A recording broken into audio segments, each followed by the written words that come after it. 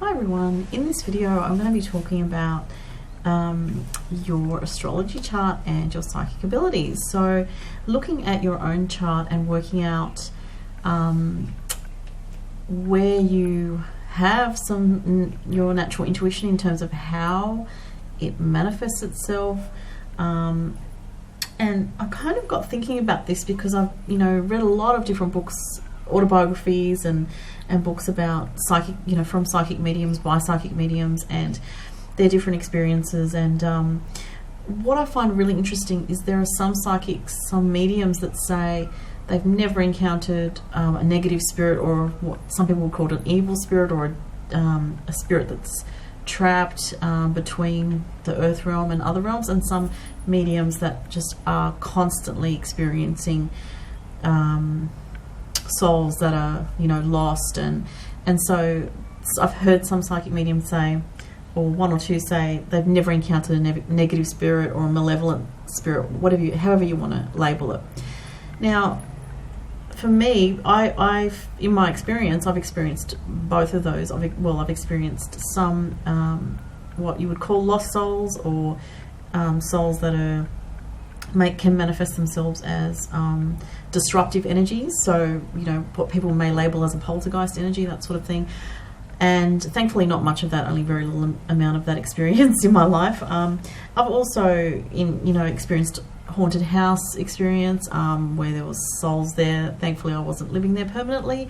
Things like that. So there's so many different experiences that people have with spiritual energies, and I just want to look at astrology, the elements, and also I've looked at several different well-known psychic mediums astrology charts to see if there were any common threads that I could find, and there certainly was, and it was what I suspected. Now, in terms of people that have very strong psychic ability, you're looking at the houses, the watery houses in the chart. So in astrology, the water houses are the 12th house, the 4th house, and the 8th house. If you have planets in any of those houses, especially if you have a stellium, so you've got, a stellium is a group of 3 or more planets in one house. If you have 3 or more planets in a water house, your psychic abilities, your intuition is very strong. How far you take that is going to be up to your ability to develop that, and a passion, to have a passion for it and an interest in it over time. It's if you're, sorry, there's a lot of variations, of course. So there'd be people that may not have, say, a stellium in a water house, but they may have very strong aspects from Neptune to their Sun, or Neptune to their Sun and Mercury, and this type of thing. So this is other ways that it can manifest. But I'm just going to go through the elements to start with, and talk about the way psychic ability will manifest in those elements. So, for example, the fire signs, keywords to do with the fire signs relating to psychic ability would be things like having wisdom, information coming through insights and knowings, and that is known as claircognizance, where it's involved with a knowledge of and sort of a download of information as well. So I would say claircognizance relates to the fire signs. For the earth signs, things like, it's more to do with, I feel, clairsentience, and also other things like psychic smells and psychic tastes. And that's probably a more sort of recent thing in probably the last 30 to 50 years maybe, as far as what I can tell from my research. And that's happened to me as well, and I've got a lot of earth in my chart where I've been doing a reading and I've actually smelled a smell or had a taste just come out of nowhere that relates to the message for the person. Also for earth signs, psychometry, so having, holding a personal object of somebody's and reading the information off the object, that's definitely connects with having a more earthy energy because it's a sense of touch. For the air signs, clairaudience and hearing, as well as telepathy. So if you have, say, a strong 11th house energy, Uranus, the planet Uranus contacting a personal planet like your Venus or your Sun or your Moon, or a moon sign that's in an air sign, so a Libra moon, an Aquarius moon, or a Gemini moon, clairaudience would be a strong gift or a strong ability, actually, as well as if you have Mercury ruling your moon sign. So also that would bring in Virgo as well. So Virgo moons as well will have the strong clairaudient ability because it's Mercury, so it relates to information coming in a very quick way, and often the quickest way is through hearing a word. So that was the air signs. And the water signs, it's about having that empathy, that feeling, and so it does relate to clairsentience and clairvoyance as well. So having visions, the water signs or people with strong water houses, especially the 12th house, do get very strong visions and can get very strong visions. So obviously depending on how far you've developed your ability. So, you know, you may have a strong 12th house or 4th house energy and focus in your astrology chart, and you might be new to all this, so you may have small experiences with it, but as you develop it, you know, these abilities will become stronger for you.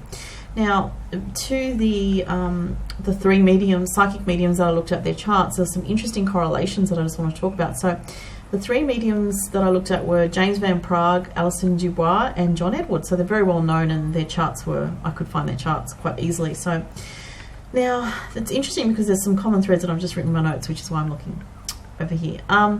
So let's see.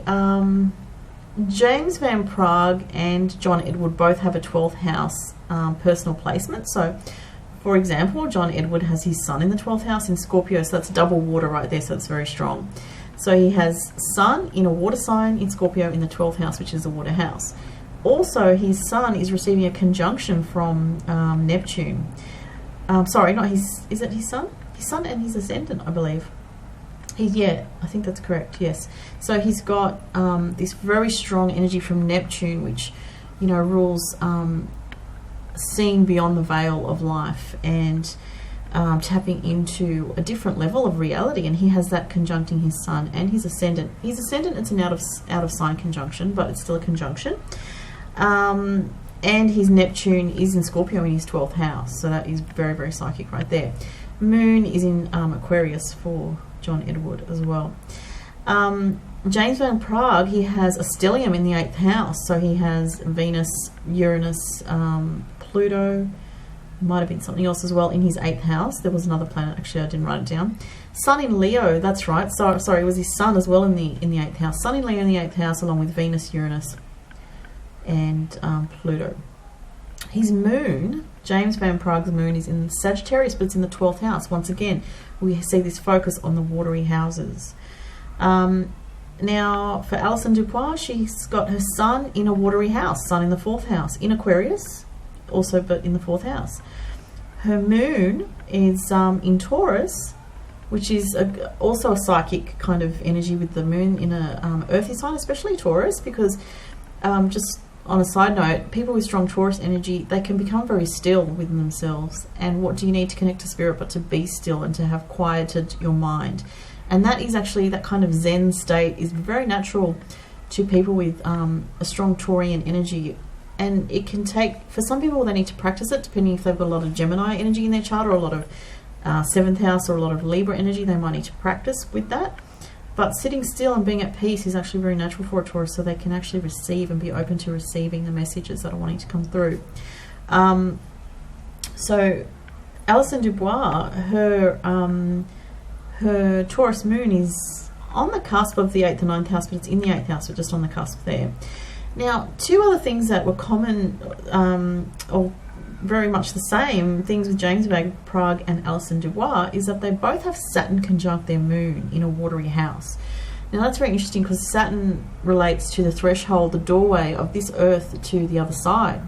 And so those two, you know, are very, obviously, and John Edward as well, but those two have the Saturn conjunct the moon, which is known for mediumship.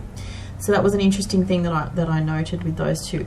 Now you don't have to have these specific placements, but this is just giving you an indication by some research that I did on these famous psychic mediums and how these things are present in their astrology chart. So if you're somebody that has a water rising sign, and then you've got, you know, a personal placement like your moon in the 4th house or your moon in the 8th house as well as that, and then you have, say, Uranus conjunct Moon, or Uranus conjunct, you know, another personal placement like Mercury or something like that. Or you have several things. Usually it's several things. It's not usually just one thing. I find that people that are very good at tapping into their psychic ability, they usually have several things. So if you've got a Scorpio moon, a Cancer moon, a Pisces moon, and then you've got another placement in the 12th house, or Neptune contacting another placement, things like that. So again, the watery houses and the psychic houses, and those are the 12th house, the 4th house, and the 8th house. Any strong aspects from the outer planets, such as Neptune, Uranus, or Pluto, to your sun, moon, or rising, or your Mercury, also increase the psychic ability, so look out for that. Some strong kind of Saturn energy can also, like an aspect from Saturn, can also allow you to, you know, connect with the other side, especially if it's to the moon. And if the moon's in a watery house, that's key as well, actually. But, you know, it's, again, I want to say that, you know, you don't have to be any particular sign, but there does seem to be a focus with the water houses and aspects from outer planets to personal planets, especially Neptune, Uranus, Pluto. Yeah, so that was pretty much, you know, what I wanted to talk about. I don't know if I missed something out there, but I just wanted to look at those three well-known psychic mediums, their charts, and see, and they all had the, you know, more than one watery house indicated, and that seems to relate to psychic ability. So have a look at your own chart, see what you've got going on if you're interested in, you know, developing your own psychic ability.